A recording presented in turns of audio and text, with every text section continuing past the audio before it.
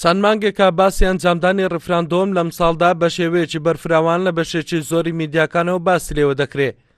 ئەندامێکی خولی پێشووی ئەنجومەنی نوێنەرانی عێراقیش دەڵێت ریفراندۆم پێویستی بە بانگەشەی ڕاگەاندنەکان نییە، بەڵکو پێویستە ڕێکاری یاسایی و سیاسی و داراییە بۆ بگیرێتە بەر، وەک خۆی دەڵێت ئەم هەنگاوانەش بەڕوونی نابیندرێت.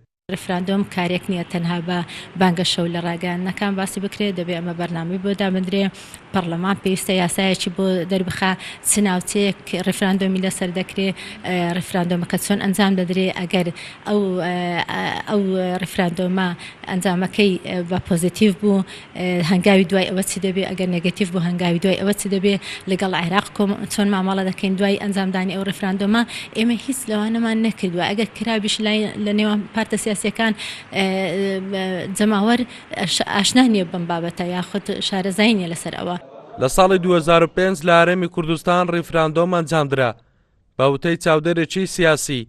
ئەو کات زیاتر لە 90 خەڵک دەنجی بە بەڵێدا بۆ سربەخۆی هەرێمی کوردستان، بەڵام لەبەرەوەی ریفراندۆمەکە شێوەیەکی ڕسمی وەرنەگرت بوو بێ ئەنجام بوو.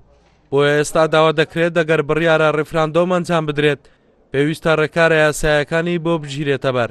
لە 2005 ریفراندۆم کرا 98 خەڵک دەنجیدا بۆ سەربەخۆی و جیابوونەوە، بەڵام چکە فەرمی نەبوو، یعنی هیچ ئەنجامێکی نەبوو. بۆیە ئەم جارە گە ریفراندۆم بکەین دەبی ئێمە هەوڵ بدەین لە ڕووی سیاسی لە ڕووی یاساییەوە فەرمی بوون ڕسمی بوون وەربگرێتن.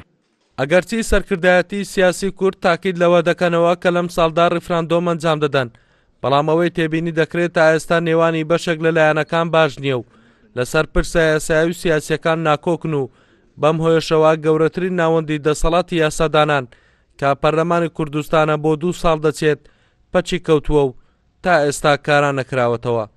هەڵگورد ئەحمەد، کوردسات نیوز، هەولێر.